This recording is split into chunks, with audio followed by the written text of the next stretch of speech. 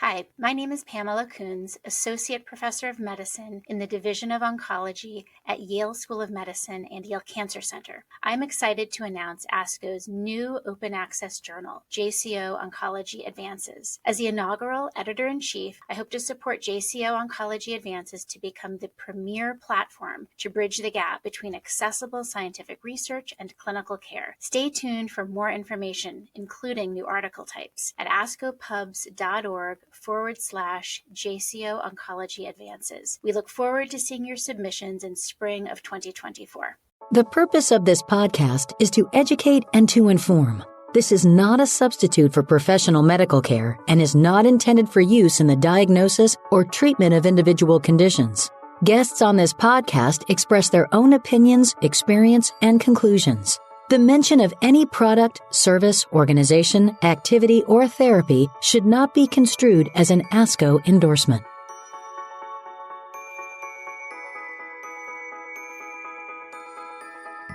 Welcome to JCO's Cancer Stories, the Art of Oncology, brought to you by the ASCO Podcast Network, a collection of 9 programs covering a range of educational and scientific content and offering enriching insight into the role of cancer care.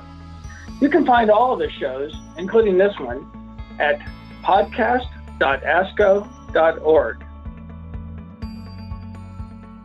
Welcome to Cancer Stories. I'm Dr. Daniel Hayes. I'm a medical oncologist and a translational researcher at the University of Michigan Rogel Cancer Center. And I've also had the privilege of being the past president of the American Society of Clinical Oncology. I'm privileged to be your host for a series of podcast interviews with the people who founded our field.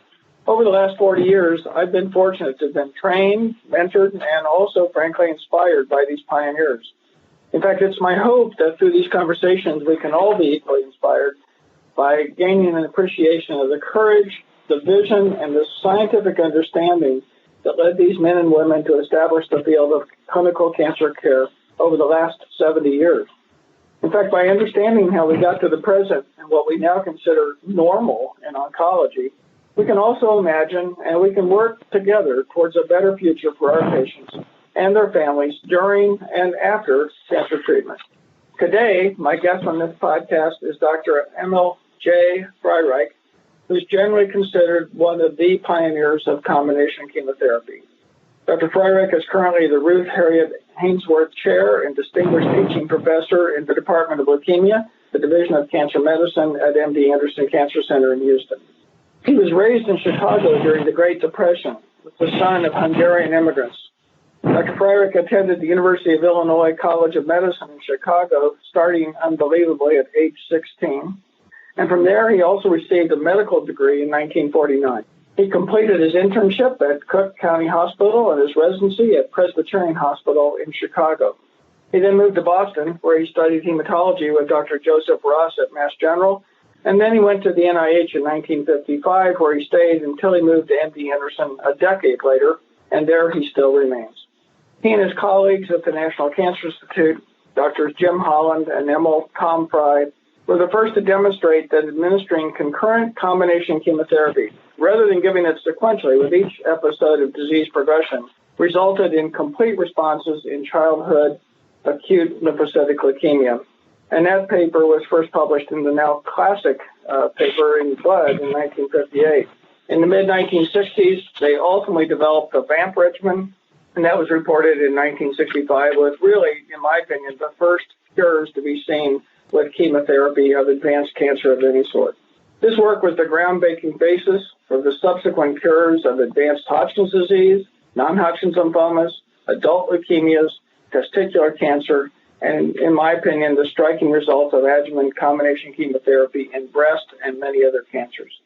Dr. Freireich has authored over 500 peer-reviewed papers, numerous reviews and editorials. He's edited 16 different textbooks, and he's won too many awards and honors for me to even begin to list. But in particular, in 1972, he received the Lasker Award, America's most highly regarded medical honor. And most importantly to me, frankly, is that he preceded me as president of ASCO in 1980 to 1981.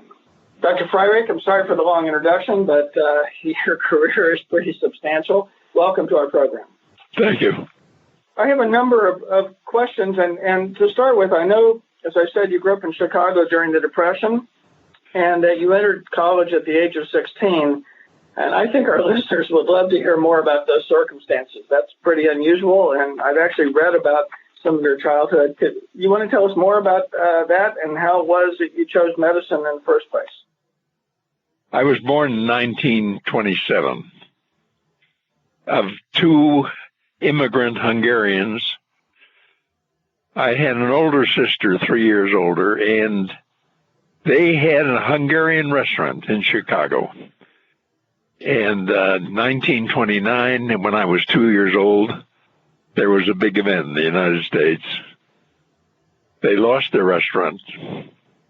My father died suddenly, I believe a suicide, but not proven. And my mother, tough mother, went to work in a sweatshop.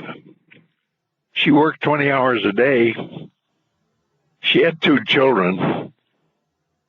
She found an Irish lady who worked for room and board only, no salary. Her name was Mary. So Mary was my ex officio mother, and I grew up, as you pointed out, in a ghetto community.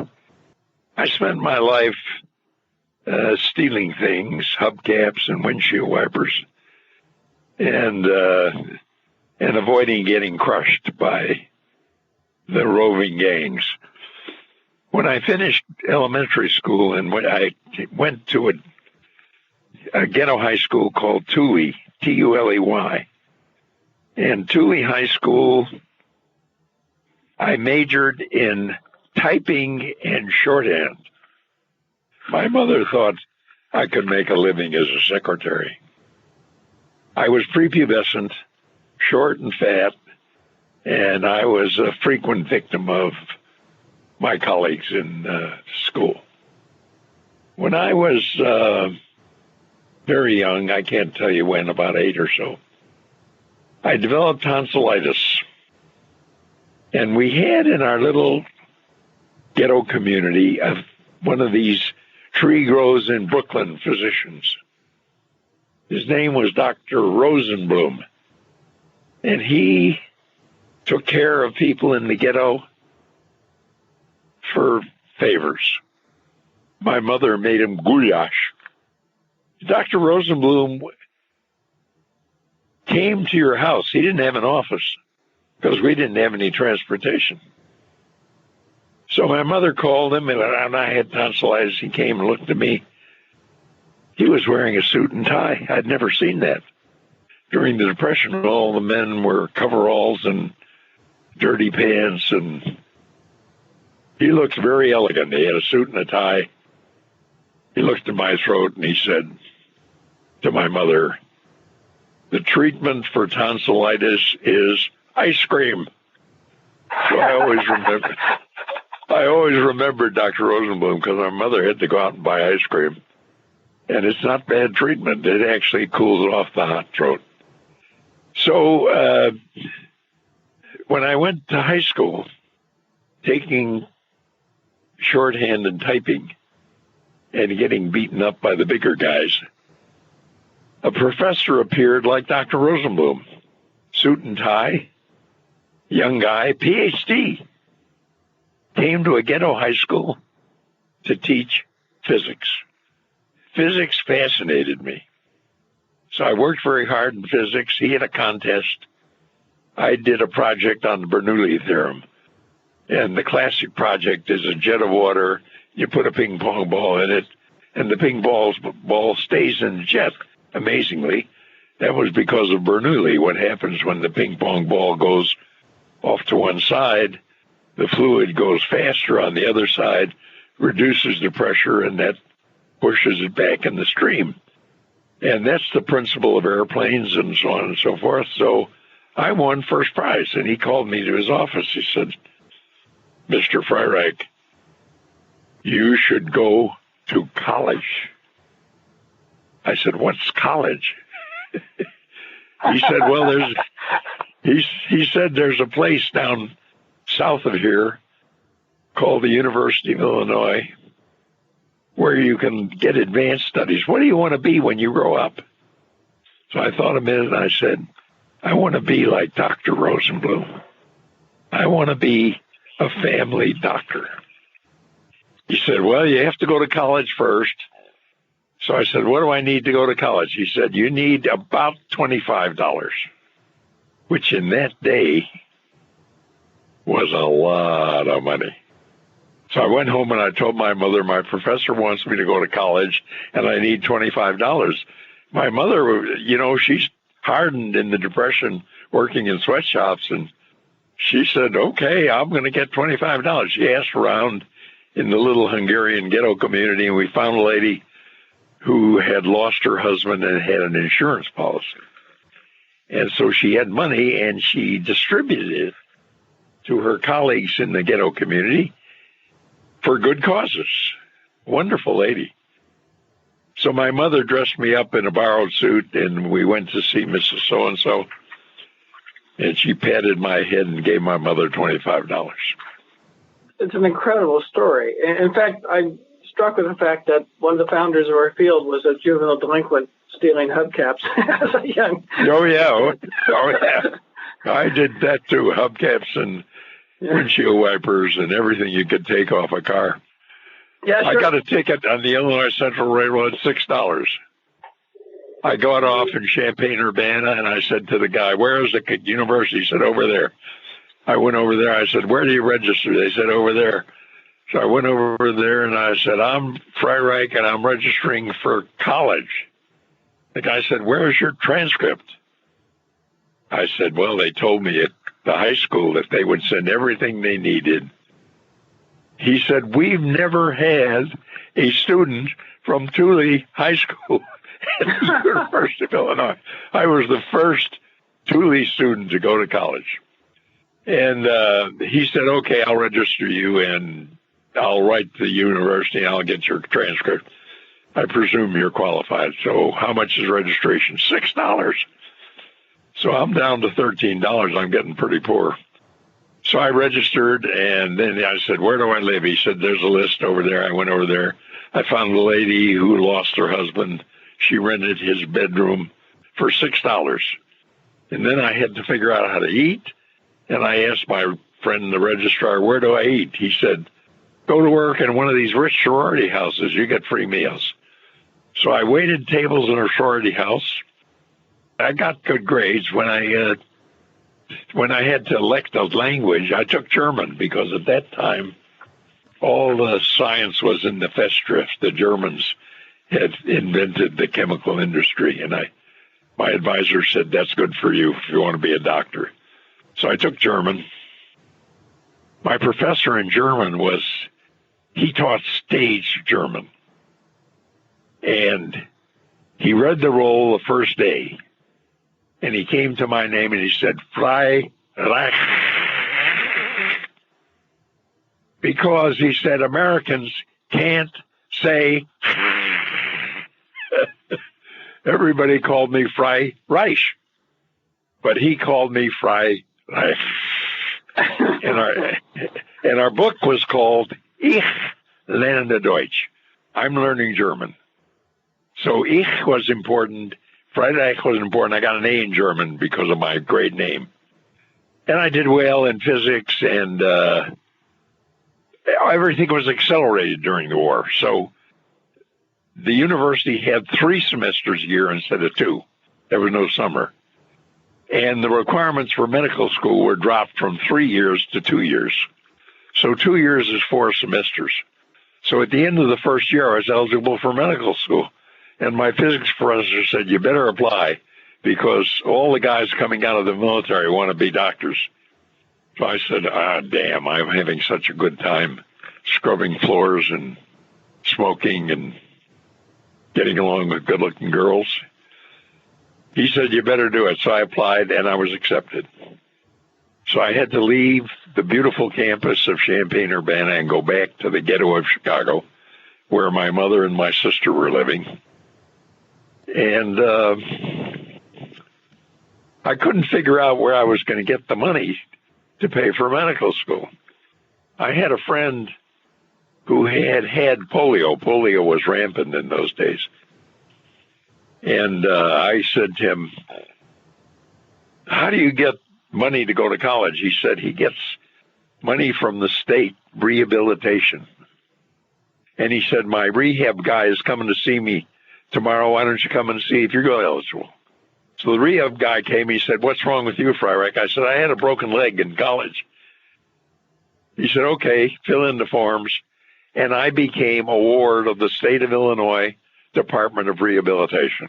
From that point on, they paid all my tuition, all my supplies, all my microscope rentals, and so on.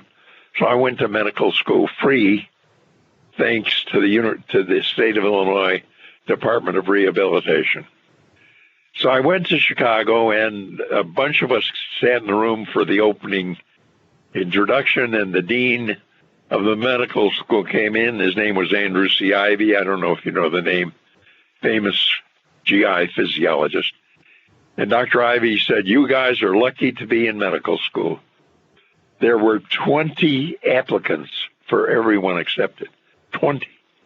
That's amazing. Because all the guys who were medics in the military realized that being a doctor is a soft job. So they all wanted to be doctors. But they didn't have as good an academic career as I did. So anyhow, I went to medical school. I did pretty well. It was complicated medical school. I had to ride the L in Chicago to cost a nickel. And I lived at home, and I rode the L in the morning, and I walked to the university campus. I attended classes. I walked to the L, and I went back home. And I did that for 4 years, and then, as I say, I graduated number 6 in the class, and I graduated, and I had to decide where to do an intern. I wanted to be a family doctor like Dr. Rosenblum, so I interned at Cook County Hospital. Cook County Hospital was an abattoir, terrible place. In that year, 1949, the two most prominent diseases were tuberculosis and polio. So my first rotation was the TB ward. That was horrible what you had to do to those men. 90% of them died. Then my next rotation was infectious diseases, and that was all children in iron lungs who were doomed to die. So I started off pretty badly, and then I got to the good things like surgery. I delivered 100 babies. I did ear, nose, and throat. I did everything. And I felt ready to go into practice. And then I got to internal medicine. Internal medicine was not like OB and all that stuff, not mechanical. It was intellectual. You had to worry about the blood flow to the kidney, and you had to get diuretics and blood brains. So internal medicine fascinated me. When I was on call, I would admit 20 new patients a night, 20. And one guy I admitted was very interesting. He was a learned guy, and he was dying of heart failure, and I had to figure out how to treat him. And I admitted him, and when I got done exhausted in the morning, I went to make rounds, and I didn't see him. And I said to the nurse, where's Mr. So-and-so? She said, don't worry about him. He's gone. I said, where did he go? She said, he goes into the death room, Cook County Hospital. The problem was they had too many patients for the beds, and the head nurse made rounds every day, and the sickest patients went to the death room. And I went in there, and I found my patient. I said to the nurse, I want my patient on the ward. I'm a young squirt, you know. That was, how old was I? I was 19, I think. So next day I get a call from the hospital director. He says, Freireich, I think you better leave county. I said, what do you mean? I'm having a good time, learning everything. He said, you don't know how we operate. The nurses run the ward, and you make trouble, and that means you got to leave. Uh-oh. So I said, well, the only thing I can do is get a residency in medicine and learn all this complicated stuff. So next door was Presbyterian Hospital, which had the Rush Clinic. Have you heard of the Rush Clinic? There were a bunch of famous guys. I made rounds with Roland Woodyard, the first physician in the United States to use insulin. I made rounds with, I forgot the name of the cardiologist who described coronary artery disease. He was the first to recognize the association between chest pain and myocardial infarction. So these guys were great. And Ole Paul, who taught me EKG, and I was going along fine. But again, the chair of medicine was a Harvard import, S. Howard Armstrong, and he had a teaching service. And all the house staff wanted to be on the teaching service where they learned stuff. Private doctors, of course, were offended, so they descended on administration and they fired the chair of medicine. Armstrong was fired, the house staff teaching service was disbanded, and Armstrong tried to tend to his house staff. He called me and he said, Freireich, what do you know about medicine? I said, Dr. Armstrong, you've got a wonderful department. I learned EKG, I learned diabetes, I learned everything. The only thing I don't know anything about is hematology, because the guy who teaches hematology is a jerk. Armstrong said, don't worry, Freireich. Go to Boston. That's where the new medicine is coming from Europe. And he gave me letters to the three great hematologists in Boston, Bill Damashek, Joe Ross, and Dr. Israel, who was a clotter. So I took everything I owned. I put it in my 1946 fastback, broken down Oldsmobile, and I drove to Boston. When I got to Boston, I met Dr. Ross. The guy in the lab who was the chief was Stuart Finch, who's still, I think he just retired. And I collaborated with a young man named Aaron Miller, who worked at the VA hospital. And my project funded. Damashek gave me a job, but no money. Israel gave me a job, no money. Ross gave me a job and paid me $5,000 a year. Wonderful. So I became a hematologist. I worked on the mechanism of the anemia of inflammation. I studied patients with rheumatoid arthritis, and we had radioisotopes, so I was able to study the iron metabolism and the binding to transferrin. And we did experiments in dogs, and we worked out the mechanism of the anemia. The biggest hematology group in the country, the Wintrobe group, who wrote the textbook, had proven that the anemia of inflammation was due to a failure to incorporate iron into heme. And we found that that was false. When we put the iron on transferrin, it went right into heme. The difficulty was the reutilization of iron from hemoglobin to new heme.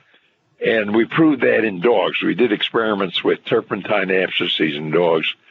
So I was on a roll. I was doing Nobel laureate stuff. I mean, I gave a paper to the AAP. I gave a paper to the ASCI. I was doing well. And one day I got a letter. You are drafted into the Army as a private. If you don't want to be a private, you can become a second lieutenant if you accept the assignment we give you. So I told Ross, I'm leaving. I got to go. I tried to finish up all my experiments.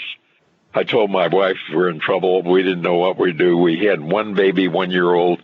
She was pregnant with our second child. Oh, I didn't tell you the story about my wife. What happened is the head nurse in the clinic liked me. She came for a visit to Boston. They broke into my car and stole her luggage, and so we became attached, and we got married. And we've been married 65 years. But anyhow, she got a job at Mass General. I had a job at Mass Memorial. We had enough money to live. And as I say, she got pregnant and we had babies. And I got this letter that I'm drafted. So I said to my wife, we have to go to the Army. The next morning, I got a call from Chester Scott Kiefer, who you already mentioned. Dr. Kiefer was the physician in charge of the penicillin distribution during the war. He was a very famous infectious disease doctor. He was a brilliant teacher and respected and loved by everybody. When Eisenhower was elected president, as you probably know, like all Republicans, he wanted to decrease the size of the government. So he decided to combine three cabinet departments, health, education, and welfare, into one. That was obviously going to save physicians and money. And he appointed Avita Kalpapi, who was the publisher of the Houston Post newspaper. She didn't know anything about health. She didn't know anything about education or anything about welfare. So what she did was she hired three people as department heads. And she picked Dr. Kiefer to be head of health. Dr. Kiefer would not give up the dean of the medical school, so she agreed to have him do both jobs.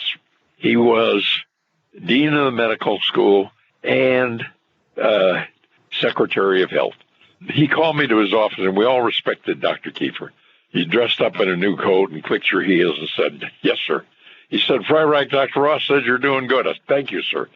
"Have you ever heard of the National Institutes of Health?" "No, sir."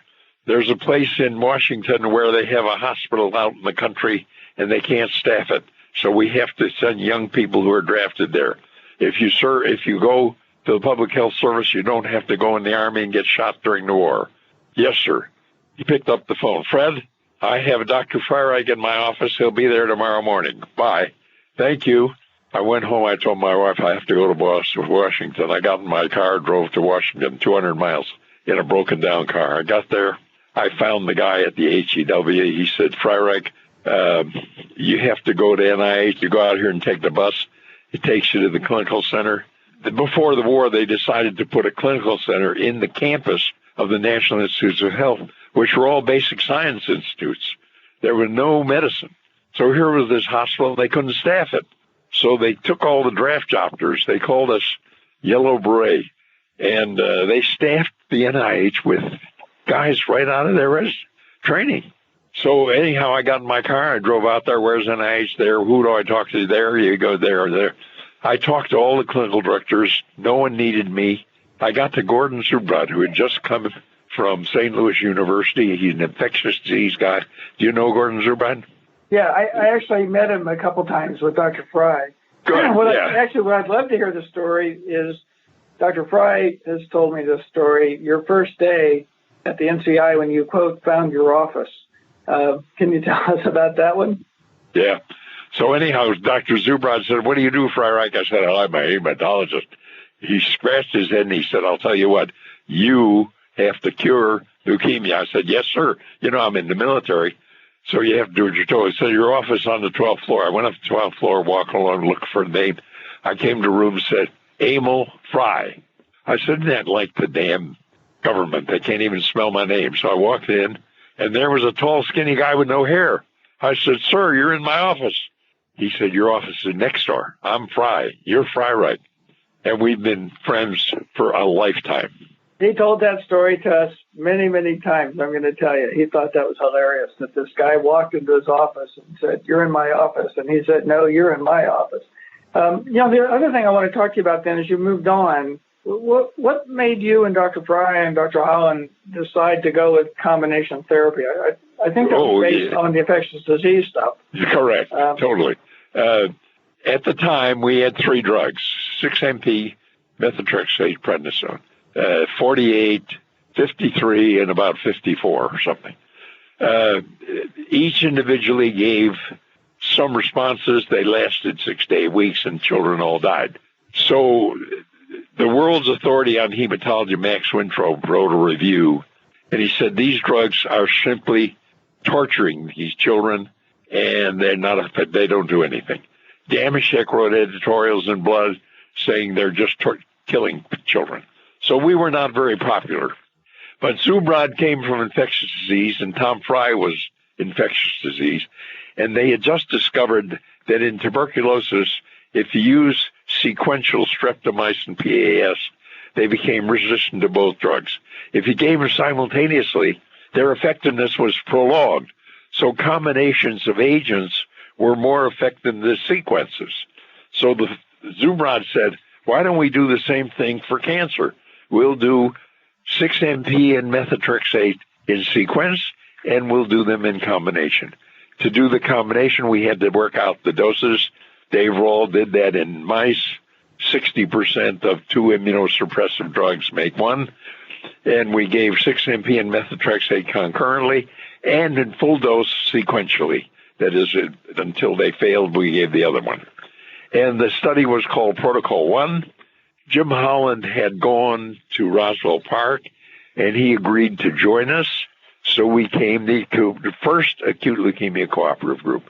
Holland at Roswell Park, Fry and Freireich at MD Anderson. Freireich did the treated the children, and protected Freireich from the rest of the NCI and from Zubrod. Zubrod trusted Frey, so if I needed to do anything radical, I'd talk to Frey and he'd talk to Zubrod. So we were a great team. That was really the start of the cooperative groups then, right? That would be CALG, the Cancer and Leukemia Group, is that right? That was the first cooperative group in the country. That's incredible. The cooperative group had two institutions, Roswell Park and MD Anderson. Who tried to block you on these things? I know it must have taken a lot of courage to put all these drugs together. You mentioned Wintrow, but were there others who were fundamentally opposed to using combination therapy? Oh, I'm getting to that. So with the first study, Protocol 1, Roswell Park and MD Anderson, children received 6-MP and methotrexate simultaneously and in sequence. And it turned out that Protocol 1 was published. The combination had more frequent remissions and longer duration. So we were onto something. Next, we did the prednisone thing. Prednisone is not myelosuppressive. We could do full dose prednisone with 6-MP, full dose prednisone methotrexate, same result. In every instance, the combination was superior to the sequence. So one day I'm sitting in my office about once a week. He'd come around and he'd look. Came in one day, he said, Dr. Freireich, this ward is a mess. Everything is full of blood. The nurses' uniforms, the curtains, the ceiling. Well, anyhow, I was taking care of my bleeding children one day when a guy from Eli Lilly showed up. I think his name was Armstrong. And he said, we've got a new drug that was founded by, you know who that was. Let me see his name. I can block it. He discovered it in mice. A periwinkle extract. Periwinkle had 80 alkaloids, and they screened them all against mice. And this one was active in one kind of mouse leukemia, but it wasn't active in L1210. So he said, we have this drug, and we offered it to Dr. Farber at Dana-Farber, and we're going to offer it to you if you want to do it. I said, wonderful. So I wrote a protocol, and Zubrod said, but this drug is not active in L1210 leukemia. And we know that the drugs active in L12 leukemia are active in human leukemia. So this drug cannot be studied. Aha. Time for Emil Fry III. I went to Tom and I said, look, Tom, vincristine is not myelosuppressive. As a single agent, it causes 80% complete remissions. I want to add vincristine to 6-MP and methotrexate. Zubrod says no. Fry said, leave it to me. He talked to Zubrod. I told Zubrod, these children are dying. I've got to do something. So they approved it, and we did design the VAMP. We knew prednisone was not myelosuppressive. We could add it to 6-MP and methotrexate, full dose. We knew the doses of 6-MP and methotrexate. Vincristine turned out to be not myelosuppressive, CNS toxicity. So we designed the VAMP drug. Then we said, let Holland and the other members of the cooperative group join so we can get this done quick. The cooperative group refused. Jim Holland refused. He wanted to do them one at a time. Prednisone, 6-MP, methotrexate, vincristine, prednisone, vincristine, and so on. It would have taken us 5 years. We went through the same thing with MOP. You know, they wanted to do it one at a time. So we had to do it alone in the Cancer Institute. So Fry went to Zubrod and said, why can't we do it? Zubrod said, if you say it's okay, you can do it. Fry was chair of the group. So, and I'm not going to put my patients on the group. So Fry had to resign. Holland became the chair, and Fry was an advisor. So we started out with VAMP. We had 98% remissions. The remissions lasted about 6 weeks. We realized that they weren't cured, so we said to the parents, you know, this treatment was toxic. It was full dose 6-MP methotrexate. And the parents said they're going to risk their children's life, but we're going to do what we call early intensification. That is, the children in complete remission would get full dose induction therapy, never done before. And I met with the parents every morning and went over each child to be sure that they were with us. The parents were wonderful. We had solved the bleeding problem with platelet transfusions. We had white cell transfusions, and they went along with us. So we did early intensification. We did about 12 patients. 2 of them almost died. Very severe infection on the brink, but we saved them. So we knew this was dangerous, but they all relapsed. Median duration remission was about 8 weeks, even though we did early intensification. So MC Lee had cured choriocarcinoma. I don't know if you know that story. MC Lee and I were residents at Presbyterian at the same time. We were good friends. I was his advisor on this strategy. He measured chorionic gonadotrophin in the urine, and he knew that as long as there was gonadotrophin in the urine, they weren't cured. So he kept treating them. So we decided to follow the Lee model. And what we did was we did early intensification, which they all survived, fortunately, and then we did intermittent reinduction. Every 4 to 6 weeks, we'd bring them in and give them another course of treatment. And we did that for a year. And then we stopped. And then we watched them, and that's when we found 20% of the patients were in remission at, I think, 18 months. Never been reported before, and I did report that to ACR. Well, I've seen the ACR abstract, and I would love to know what was the energy in the room when that was presented. I mean, did people stand up and throw rotten tomatoes at you, or did they stand up and applaud, or everything in between? No one applauded. Everybody was incredulous. The people in the group didn't believe it. Most people thought we were lying. If it wasn't for Fry, I'd never gotten away with it. Let me ask you another question. Dr. Fry told me that the first patient you gave platelets to, you had to sneak in at night and do it. Is that true? That there were people who did not want you to give platelet transfusions? The platelet transfusions were a bigger fight than the chemotherapy, because everybody knew that platelets were not the cause of it. Dr. Brecker had studied patients in the war from radiation injury. He had dogs that he completely phoresed, 0 platelets, and they didn't bleed. So obviously platelets were not the problem. The problem was a circulating anticoagulant. And I did experiments in the lab and proved that that was false. But anyway, the platelet transfusions are what made all of this possible, because the children all died of hemorrhage. And once we had platelets, we could treat them with the chemotherapy. Is there a story behind the first few patients who got platelet transfusions? Again, Dr. Fry told me that... Oh, boy, that's a wonderful story. I actually published it. This was a young man who was bleeding to death, whose father was a minister. And since it was proven that platelets were not important and there was a circulating anticoagulant, I decided that the only way to arrest the hemorrhage was to do an exchange transfusion like you do in erythroblastosis fetalis. So I said to the minister, if you bring me 10 healthy volunteers, I want to do this experiment on your son. And he was desperate. His son was beautiful, 8-year-old boy. His name was Scotty Dinsmore. How do you like that? Scotty Dinsmore was bleeding to death, and he arrived the next morning with 10 volunteers, and I sat down in the treatment room, and I did an exchange transfusion with 50 cc syringes, 50 cc's from Scotty in the trash can, 50 cc's from the donor and Scotty, and I exchanged, we calculated I had to exchange 3 blood volumes to get to where the concentration was detectable. And when I finished this 4-hour procedure, bending over my back with syringes and volunteers, his platelet count was 100,000, and his bleeding completely stopped.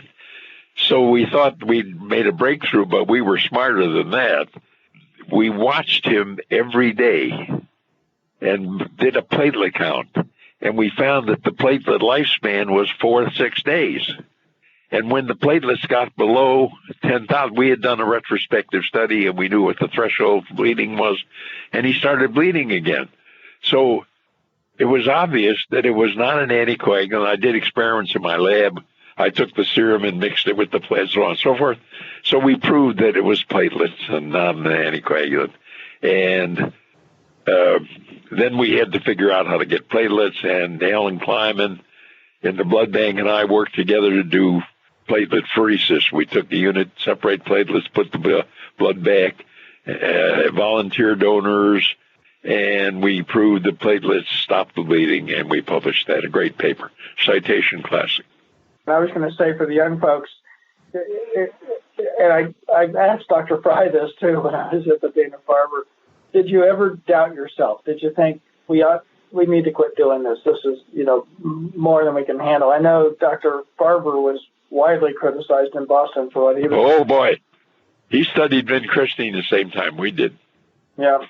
So did you ever say maybe we should shut this whole system down and give up?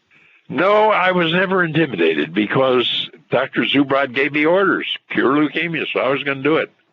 Yeah, my impression from talking with Dr. Fry is Gordon Zubrod was the sort of unsung hero in all this. He is. Yeah, he had the courage to back a 25-year-old guy and his resident and to do things that were potentially insane. We could have gone to jail for what we did. Yeah, we could have killed all those kids.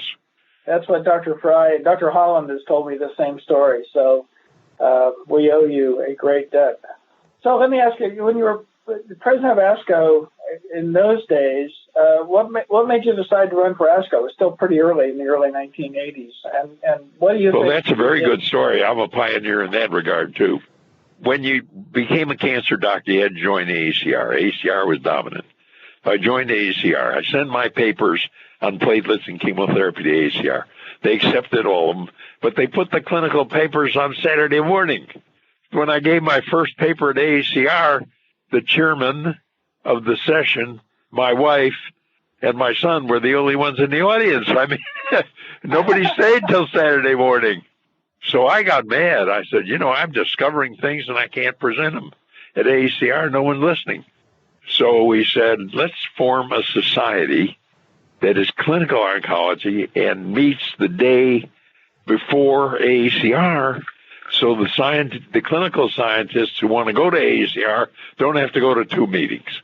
So we organized a plenary meeting the day before AACR began. And the first session, we had a lecture on CML from, I forgot who the talker was, who was treating CML, Birchnall or someone, Karnofsky, I don't know. So we had lectures, not papers. And we did that for a couple of years, and then the AACR knew what we were doing. We were totally cooperating. But we hired a manager, and we started a scientific exhibit. So we had lots of money, and AACR needed money, and we were rich. So I got a call from the president of AACR, and he said, we don't want to continue to meet at the same time because all of our doctors want to get the free samples, and they go to your meetings, and they don't go to our meetings. So we're separating from ASCO. I said, that's terrible because the ASCO doctors all want to go to AACR. They said, sorry, we can't take you anymore. So I forgot who was president at the time. So ASCO had to separate from AACR. They separated from us. Most people think we separated from them. They separated from us. You were there at the very start. So I really appreciate your contributions to the field, and I appreciate your taking time today, and I appreciate for all the things you did to help all the patients who now survive who wouldn't have if you hadn't. Thank you very much. Until next time, thank you for listening to this JCO's Cancer Stories, the Art of Oncology podcast. If you enjoyed what you heard today, don't forget to give us a rating or review on Apple Podcasts or wherever you listen. While you're there, be sure to subscribe so you never miss an episode. JCO's Cancer Stories, the Art of Oncology podcast is just one of ASCO's many podcasts. You can find all the shows at podcast.asco.org.